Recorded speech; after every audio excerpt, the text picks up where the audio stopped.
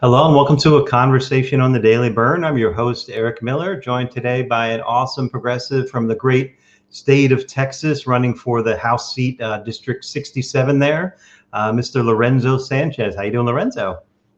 I'm doing great. Thank you so much for having me. Yeah, thanks for taking some time to chat with me. I watched a few of your interviews. I think I came to you through the maybe the Future Generations PAC. I had Rosa on a little while ago, and boy, I just admire all the candidates that they're backing. And I think that's how I got turned on you. I checked out your platform.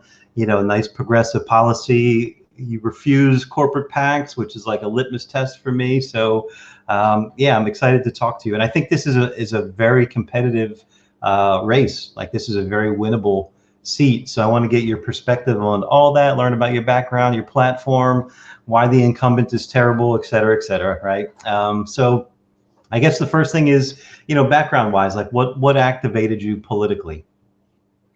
I think I've always been, in a way, activated. I was not in the political world, but definitely doing my own things. Even since middle school, I volunteered a lot of my time in special needs classrooms. That's what I would do during my elective periods. That's what I did in college. And now I have a special needs niece. So it all just kind of plays together and works, in tandem with my desire to be of service. Really, that's what I want to do. And I think after 2016, I realized I wasn't doing enough. I don't come from economic wealth, so I was giving, the candidate of my choice $20, whatever I could afford. I was making sure I got my family out, but I wasn't like out there door knocking. I wasn't calling people on the phone. I wasn't texting them. And that's where the real change happens. I truly do believe that. I have experience organizing in college. I went to Loyola University, Chicago. Chicago was the city where I was born. It was during the election of 2008, Barack Obama. And I learned how to organize, really, just being in college and very involved in my campus and the organizations I was involved in. I realized the power that we could have to change things if we unite together and start, really making sure that our voices are heard. I felt really badly, talking to friends and family just about how they felt after that election, and knowing that, being a Latino myself, I woke up the next morning thinking, wow, like I could not, I didn't expect that my country would support someone who's clearly a racist, especially, his attacks against African Americans and Latinos and people of color, and immigrants to our country. It doesn't align with the values. The district I'm running in here in Collin County is one of the most diverse districts in Texas. There is so much diversity. We even have more diversity, multiple ways that it's been reported on, over Dallas County, which people don't expect from a suburb. But people come to this area because they want opportunity and they want their kids to have a good public school education. And that's what ties us all together. Right on. Yeah, I love that you shared that you volunteered as a special ed, in counselor, instructor in middle school. That's so indicative of, while other people are probably out going to parties and whatnot, it's indicative of a strong character to serve. So I'm glad that you shared that. I picked that up in other interviews, and I thought that was an extraordinary thing. And I do want to hit on your education because I'm sure that's what inspired. There's a connection there as well. But just a little bit about the district. So, like you said, there's a lot of diversity there. This is a district that Beto O'Rourke won, right? So it's currently held by a Republican incumbent, but the Democrat votes are there, right? The Democratic votes are there. So, talk a little bit about how you're reaching out, maybe especially in the pandemic times. Like, how are you motivating voters out? And let me just say, November 3rd is election day. How are you motivating folks out to vote on November 3rd? We were really fortunate that when we started this campaign, we knew we wanted to run a really grassroots. We wanted to get people inspired. That's how we were going to be able to flip this seat, engaging people and having door knockers. So we built the largest grassroots team in the history of our county for a Awesome. Texas House race. That's unheard of because everyone wants to go be on those congressional races and Oh on yeah, the Senate yeah. races. But we attracted them and told them how important this was going to be for Texas, and the fact that we could change the course of our politics nationally by starting in our own backyard is such an attractive way of getting volunteers on board. And we knocked on more doors than any other campaign had ever before us, before COVID shut us down in our primary. And that was kind of the angle we were heading. And now we've transitioned to having organizers for our precincts, where we're calling the same people. The same people are calling the same neighbors, are writing the postcards to the neighbors. So they're trying to build that connection that way. Since we can't do that face to face, we're trying to get people as engaged and let them know the story of my life, the fact that I'm a small business owner now, and that I seek to be of service really just to my community, and make sure that I actually go to Austin and spend those sleepless nights trying to find solutions for actual problems that people are facing, and not, trying to divide people or win my next election. That's excellent. You mentioned about very real impacts of what you can do with, if you hold the seat. One of the things on the near horizon is Medicaid expansion in the state of Texas, right? Can you talk about that? And then maybe tie that into sort of a bigger, I know you're an advocate for a universal single payer system. Can you talk about your position on healthcare, first statewide, and then, sort of more nationally speaking? Yeah, of course. And I get a little bit emotional sometimes when I talk about this, because I know how people are really affected by this cause and this issue that Texas has refused to expand Medicaid. And it's time for that to happen. We know that it's beneficial to the Texas economy. Even every dollar spent will bring a return on our investment in growth of our economy. And that money belongs to the Texans that are sick and need it the most. So I am going to fight furiously to try to get that passed. I mean, that's the minimum we should be doing. But like we had mentioned, or, you can see on our website, we're also looking at trying to find ways of working towards a path of making sure that every single Texan is covered under a system of healthcare that they can afford and they can access. And I think that's our main goal. And that's why I do believe in Medicare for all, and having that government system. I am running for Texas State House. I am supportive of, the Healthy Texas Act, which tries to mimic a Medicare for all. But this is something that we need to do. We really need to look at the system that's making profit off of sick people or people's health, and really start focusing on making sure that we build a real healthcare system, which Texas is sorely lacking. Yeah, the whole country. Yeah, here. Let me ask a little bit about, one component of that is rural hospitals, right?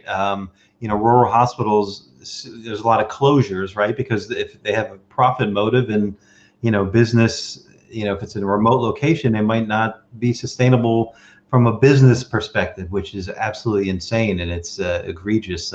Can you talk, have you had issues like that in your district? Are there rural hospitals that have closed or are in jeopardy, or, the constituents have to drive, insane distances to go see a specialist, et cetera? Can you talk about that aspect of it? Our district is so fortunate. We have a lot of affluent areas in my community. Our hospitals are really well maintained. We have some of the best in the world. Right. But if you're uninsured, it is very difficult to find healthcare within our county. In fact, people drive from Collin County into Dallas County to use their public hospitals, which in turn then puts a strain on their system. And I think we need to find a fair balance. And I think that's a perfect way for us to come together and work with our rural partners, whether they be Republican, Independent, Democrat, to make sure that we're solving some of these issues. We can bring something of substance back to our communities to say, look, we're paying attention. I apologize.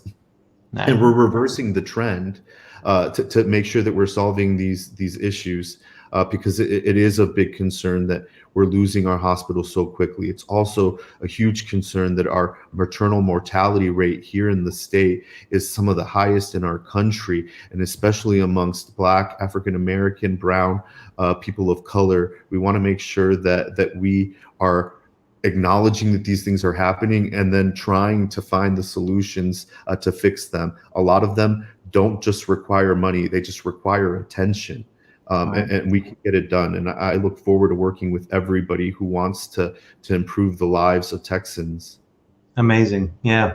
And again, to point out that you don't take corporate PAC money, so your motivation again is service rather than, careerism or to work for donors or insurance companies, et cetera, et cetera. So, we need guys like Lorenzo in office fighting that fight on those front lines. I like to show the districts. I'm going to share my screen here, hopefully. Yours isn't, sometimes they're gerrymandered to a ridiculous degree. Yours doesn't appear to be too crazy, but I like to give folks the opportunity to describe your district, maybe brag on it a little bit. Tell us about Texas 67. It's a great place, really. The people are so kind, so diverse. When I came here as a young kid, my mother brought me and my sister, because of the great education system here, great school district. We're always getting, our schools are rated some of the best in the state, and our legislator is getting rated Fs and Cs constantly, and like I said, with a lot of the things that he pushes and proposes, it really doesn't add up. But the majority of the population is probably in the Richardson area, straddling the south side. That's Dallas County there, where we have another very competitive race to the immediate south of us. That one was within 1,100 points in 2018. Ours was at 1,600.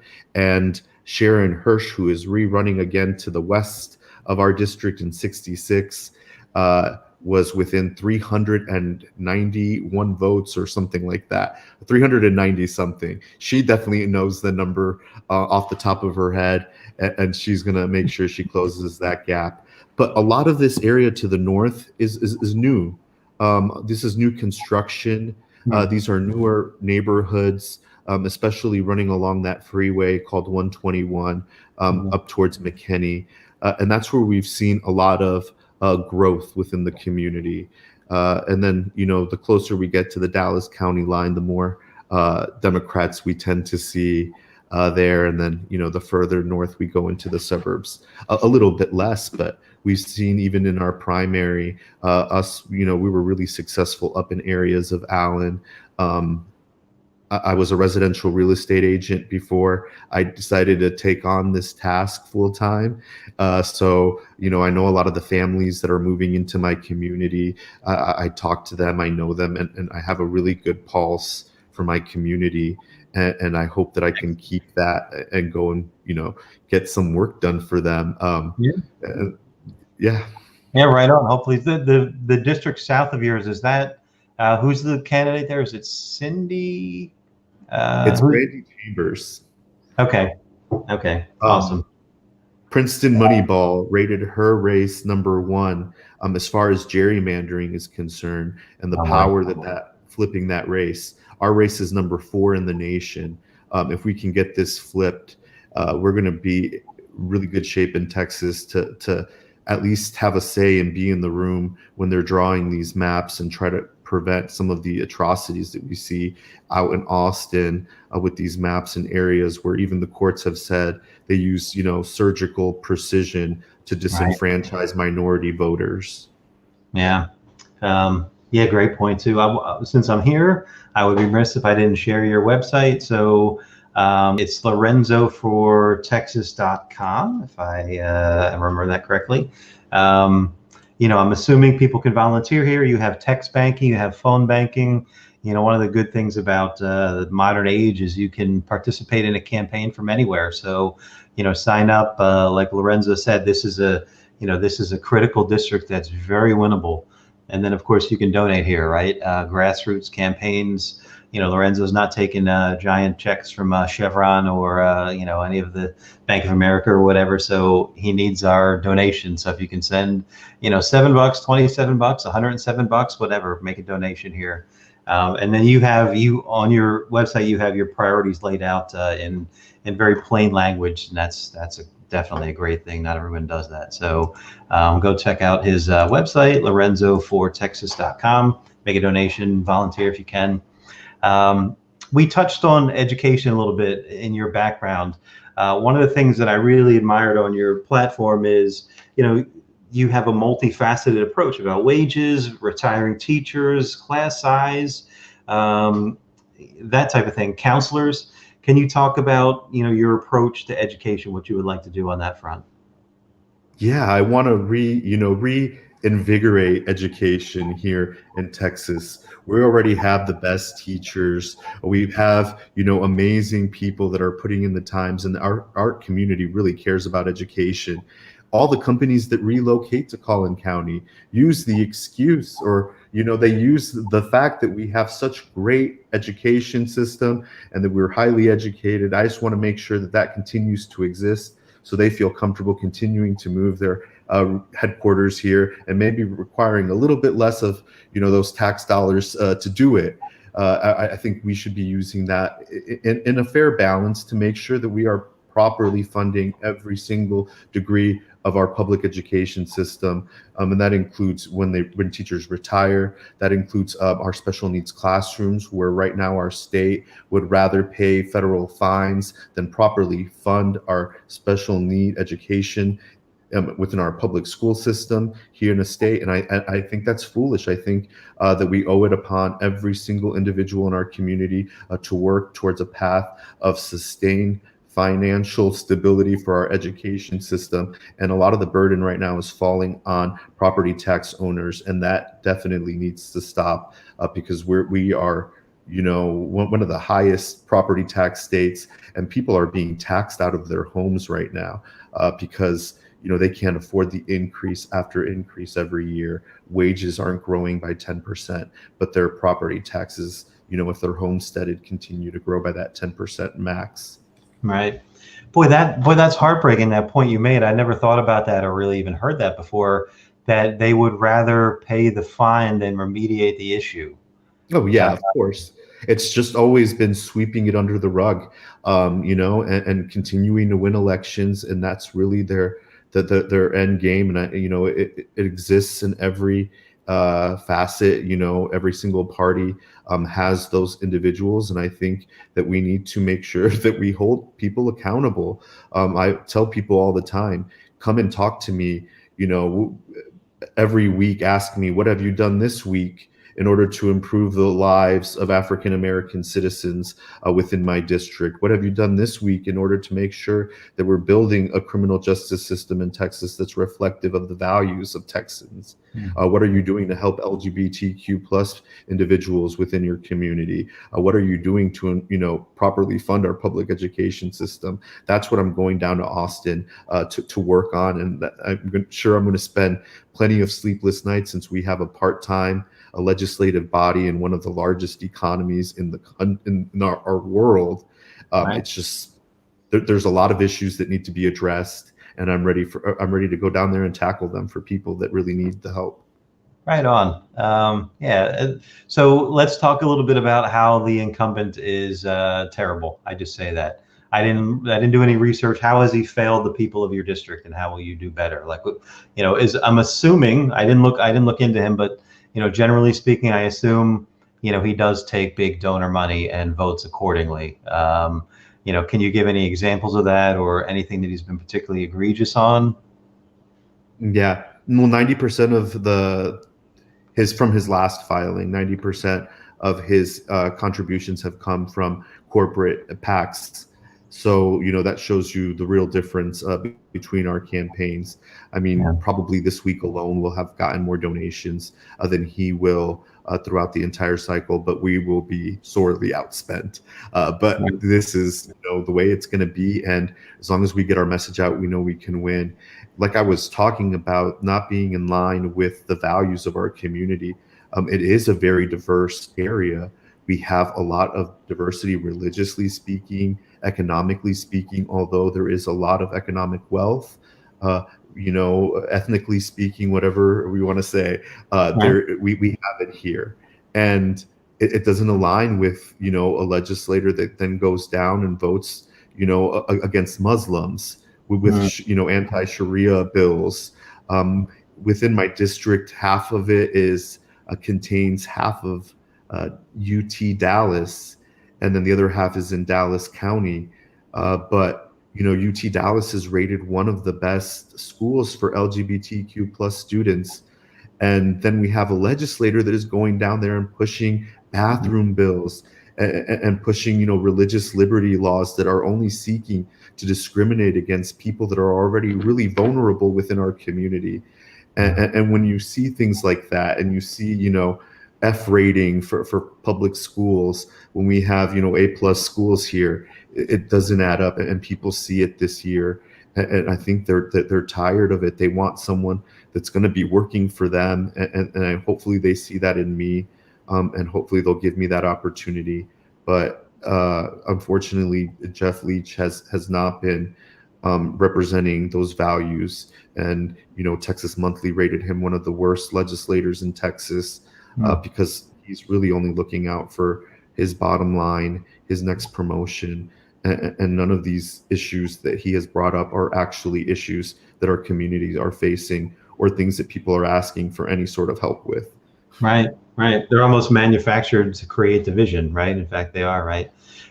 So when you mentioned the door knocking before the pandemic, and you had a pretty hard fought primary, what's the pulse? What's the temperature out there on Jeff Leach? What you say is that recognized among the constituents? Do they see that?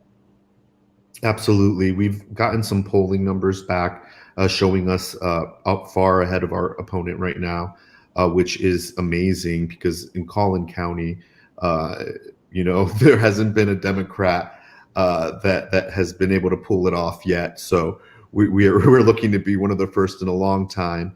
And the fact that I am a progressive candidate, and I had that used against me in the primary and in my runoff, pretty strongly, that I wasn't electable. But my community came through and backed me up and said I was electable. That's what they want. They want someone who's going to tell them the truth, someone who speaks like them, someone who is going to go work for them, and that's what they want. They don't want a politician that's going to be just telling them what they want to hear, and then completely untrustworthy behind closed doors in Austin. People are really energized. There's a lot of energy in Collin County. Like I said earlier, we have the opportunity of changing the world in our very own backyards. And I think that, it has really got people fired up.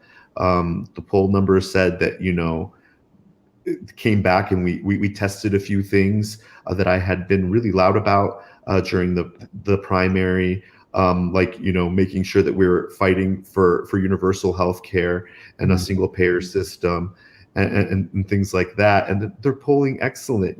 People want it. People want criminal justice reform. People understand that our criminal justice system here in Texas is broken, and that we need to fix it. It's not anything against our even police officers. This is just something that we're all aware of, that we haven't been properly funding some of these, our mental health programs, our drug rehabilitation programs. Those aren't situations that our police officers should be handling. They're not professionals in that situation.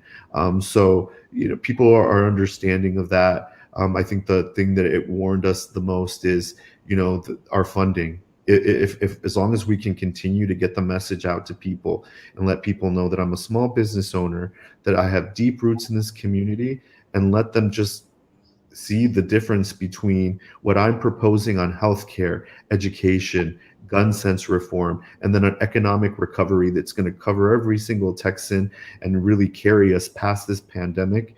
that we have a really good opportunity at being one of the first Democrats in a long time to flip one of these seats here in Yeah. Texas suburbs. Godspeed. It's interesting. The way you talked about the police reform is interesting because the tagline has been defund the police, right? And you didn't say that, but you made that's the case, right? You're saying we need to alleviate some of the things that the police are tasked with, mental health, right? Wellness checks, homelessness, right? All these tasks have been sort of burdened on Joe policeman, and that doesn't necessarily align with his training. The training's a bit of a separate issue, right? But wouldn't it be great to invest in sending out more social workers, more psychologists, more wellness experts, things like that, rather than an officer who's maybe trained in different tactics, and who's armed and whatnot, right? That's what defund the police is all about. And I love the way you frame it, because defund the police is it's been weaponized against what you're talking about, which is common sense. The way you frame that, the way you say that, I couldn't imagine anybody disputing that, right? They'll try. Right? Yeah. It hurts because I care about everyone in my community, regardless of if they have employment or not even. We haven't gotten endorsed by any of the police unions, but we also they haven't reached out to us, so they're endorsing my opponent without ever having even spoken with me or sat down with me, which is really disappointing. But I do care about the lives of everyone within my community. And the goal is to build a system where we keep everyone safe and everyone can go and do their job without risk of being killed. Yeah. Yeah.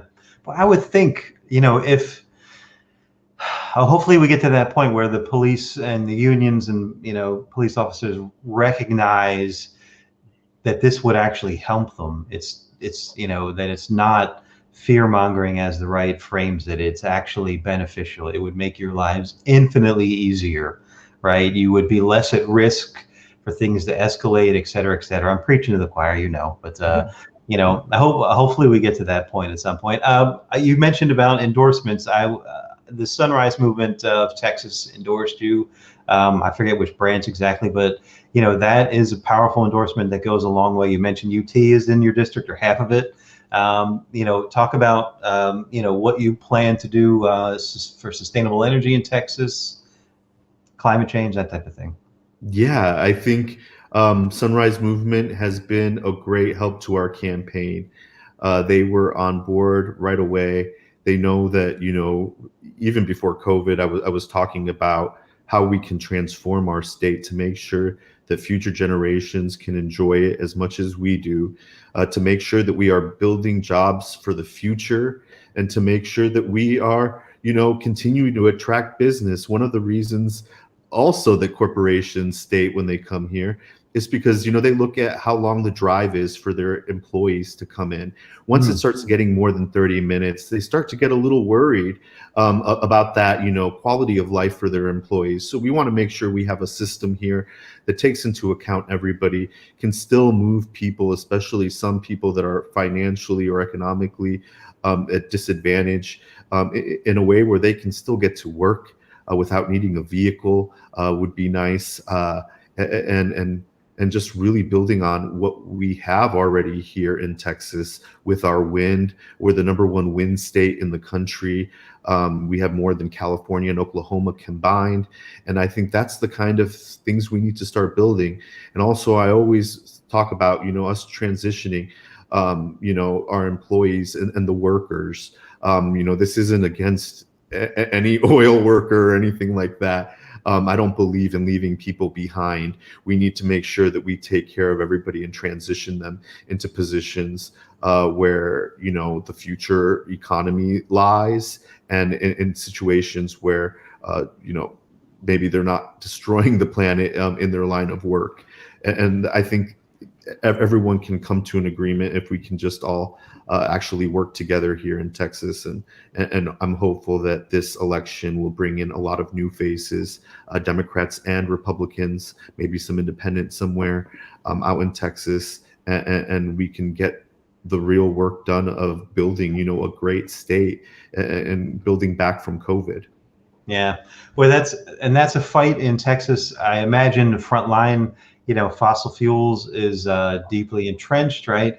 But Texas has always been an energy leader, and sustainable energies. Like you said, wind is growing and growing and growing. It's more sustainable, and the key, you're not explicitly saying Green New Deal, but some of the keys in the tenets of Green New Deal are the just transition. I think there's a 5-year just transition in the Green New Deal where, there's re-education, there's opportunities for, it's not you worked in oil on Friday and then you have to go work at a windmill on Monday, right? It's a 5-year just transition. Any plan that I've seen, I'm just citing that as an example. So I love that you're framing that in Texas that way. I'm sure that's a learned thing from knocking on doors, right?